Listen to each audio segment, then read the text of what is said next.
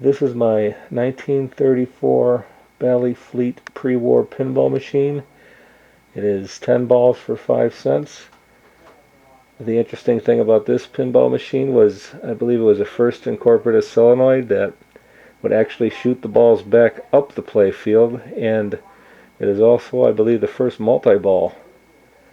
The interesting thing, their claim to fame on their advertisements was that the balls can actually shoot back up, which you have to understand is your general pinball machine from this era would shoot the ball up a ramp, it would roll downhill, and will fall in all these different trap holes, and that would be your point value. Well, this one, if you get it in the cannons, you can actually trap a ball in this cannon here, and in this one. These you can't because they're blocked, and you can trap one in this top cannon. If you trap them in the cannons, and then you drop the ball in that top hole where it says action, what happens is the cannons fire. As they fire, this bottom one worth 500 shoots a cannonball up, and it gets trapped by this 1,000-point cannon. And then if it falls in the action hole again, it will shoot up to the 1,500 cannon. And then the last one, it will shoot up, roll down here through this big cannon, which is just a hollow tube, and there'll be 3,000 points for that cannonball. Now if you get it in this top cannon and you drop it in the action hole, what happens is the action hole will fire at one time, and as this cannon fires, it drops it into a second hole, which is called a repeater, and all that's going to do is fire it a second time. So you actually get 2 shots from the cannon. So this 500 ball would shoot up to the 1,000, and a couple seconds later it will shoot again up to the 1,500. The real neat thing is anytime you drop it in the action hole or the repeater hole, all your balls that are trapped in your outs in the out hole will drop down, and you get to reuse them. So not only do you get the multi-ball, you also have free balls that will come down. So this game could go on and on and on. I just wanted to show one of the simple mechanisms used in this machine. First one I'm going to show is a coin mech, and it has a rejecting system on it. So if you put a coin in that wasn't a coin, just for example a washer, it would slide through here, and right over here there's like a hook, and there's some spring steel here giving some tension on it. So as that piece is sliding this way, the hook stays like this, and if it's a washer it will fall in and it won't let you advance any further, so you would have to pull it back out and it would reject it. The second thing that they use for rejecting a coin was, for example, if you put a solid slug in there, it would make it past this hook here, and it would advance to the next part of the rejector, which is a magnet. The magnet will pull it up, and as this piece is sliding forward, it would hit this piece right here, this guy right here, and it wouldn't advance any further. So then, of course, you would have to pull it back and remove your slug. So this is how the coin mech works. As you can see, once the nickel makes it through the 2 anti-theft devices, it pushes this metal rod, which in turn pushes a piece of copper, which I'll show you later, and that will push this plate, and all the balls will fall down and the game is reset. The next device I want to show you is something you don't find in your modern pinball machines. They had them in your pre-war machines and into the 50s. If you wanted a ball to play a ball, you would have to actually push this lever, which would move this and would shoot this ball up. So for example, and that would be on the track where you have your plunger. And that basically just works. You see, you just got a lever pushing this piece, which raises a ball, a little elevator, and then it comes back.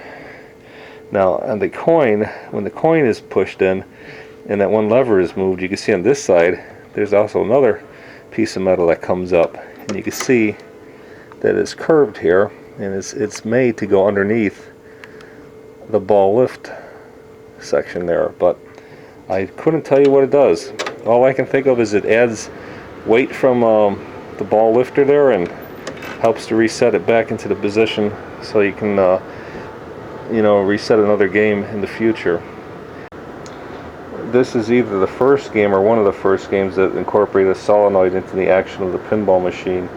What this solenoid does is when a switch is made, it pulls in and it's going to push this copper plate over, and it's separate from the other copper plate that resets the balls. It's on the same plate, but it has separate motion, and what this does is it just moves a mechanism which will fire the cannonballs to advance them to a higher score.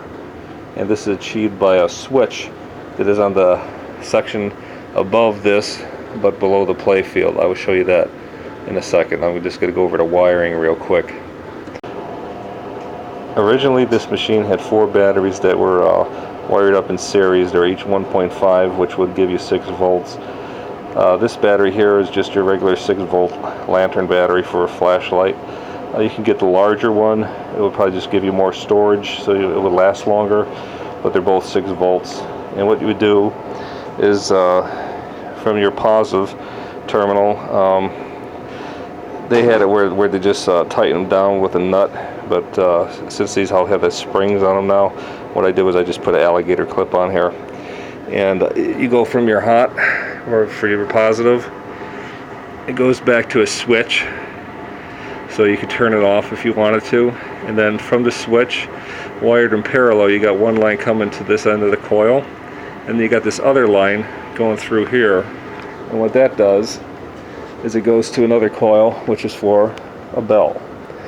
So when the switch is made, the coil is energized on both. One the bell rings, and the other one's the cannons fire. Now for the negative side, you got a line returning back from the bell, and then you have the one coming back from the coil. They're spliced together, and then that comes up over here, and this end is going to hook up to the bottom of the switch, which I will show you right now. So as you can see here, this one wire coming up that I was talking about is hooked up. Actually, it's hooked up to the top of the switch. I believe I said it was hooked up to the bottom. So anyway, here's your switch. Here's a little ball trough that the ball's going to roll over and make the switch. And the bottom of the switch, which is underneath over here, of course, comes back, and then it goes to the negative side of your battery. So that's how your electricity will flow through this.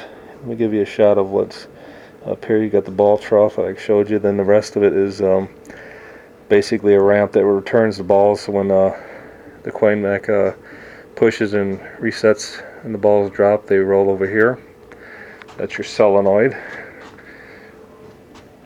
And as you can see, they're going to roll over here and fall into this trough. And the ones in the out hole are going to roll down this way. So it's a very simple design, but it's actually pretty ingenious. I like it. I'll show you the next piece on there in a second here. Just give you one more shot at this thing so you can kind of get an idea of what it looks like. Before I flip this over and show you the play field, I want to show you the underside of it. As you can see, it's just a big copper plate, and that's basically your mechanical moving parts. You have a copper plate that moves and it's working off of springs. You got one section in the middle that fires the cannons and gives you back all your outballs. So once you shoot the cannons, your outballs are returned. And then the other large plate is just used for resetting the game and dropping all the balls in the beginning with the coin mech. And here's where the coin mech hits. So the coin mech, let me get a better grip on this thing. Coin mech will push this forward, and one thing it'll do is over here you see this, that shiny piece. That's where your cannons are. So any ball that's hasn't been fired or hasn't made it to the 3000 hole will drop back down, as any ball that's trapped in one of the holes, when this goes over, it's going to drop because it's resetting itself. And as it resets itself, you can also see the outballs will be returned plus when the cannons are fired, the outballs will be returned, because this middle section works off that solenoid. So every time you drop it in that one hole, the action hole, and it makes that switch, solenoid is going to move. It's going to fire the cannons, and then it's going to come back. And as it fires the cannons, your outballs are returned. You get to play them again and again. One thing I forgot to mention was the tilt reset. It's also attached to the large metal plate here, the copper plate. So when the coin mech pushes over here, you can see what happens is this tilt reset moves forward, which allows a plunger to drop down, and then the tilt ball will roll on top of the plunger, and it'll just sit there until this comes back, which is going to push the plunger up, and the tilt ball is going to be sitting on top of that plunger, kind of like a golf tee. And what they did was, if you pushed the machine or tilted it, it would fall off the tee and it would be a tilted ball. It didn't kill the power. It was more of an honor system tilts, and you're supposed to not count your points, but you know, that probably never happened. That's why they went to electric, to kill the game on the tilt, because no one's really honorable in pinball. Here's what happens when the ball goes through the action hole.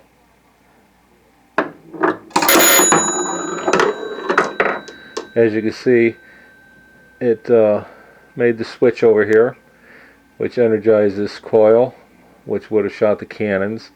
Of course, it rang the bell, and then the ball itself rolled down here and went back into the trough. Now you can see the solenoid itself does not have a spring on it like usually you would see a solenoid would be spring operated. That's because they use the copper plate with those springs to pull this back.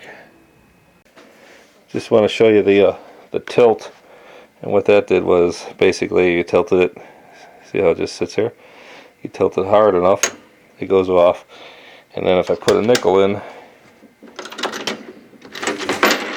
see how it resets itself and then lifts up. Now it's ready for another game.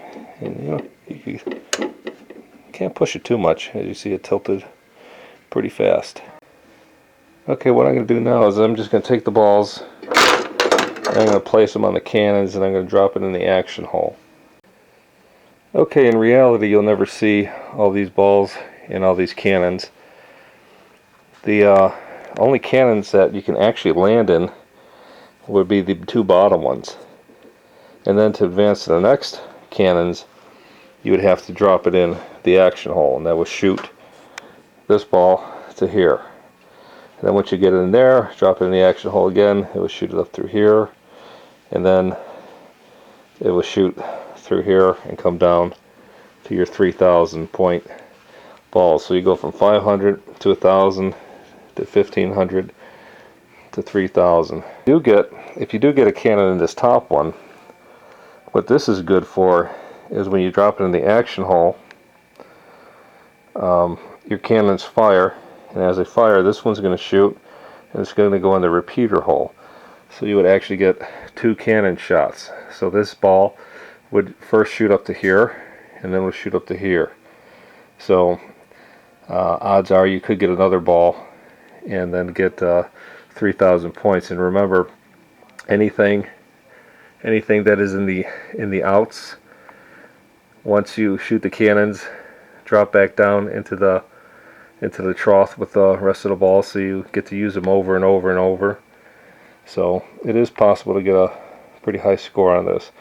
But anyway, I'm gonna drop this one in here in the action hole. Let me get a good shot of this. So you see it's gonna fire once, and then the repeater is gonna fall in that hole, and it's gonna fire a second time.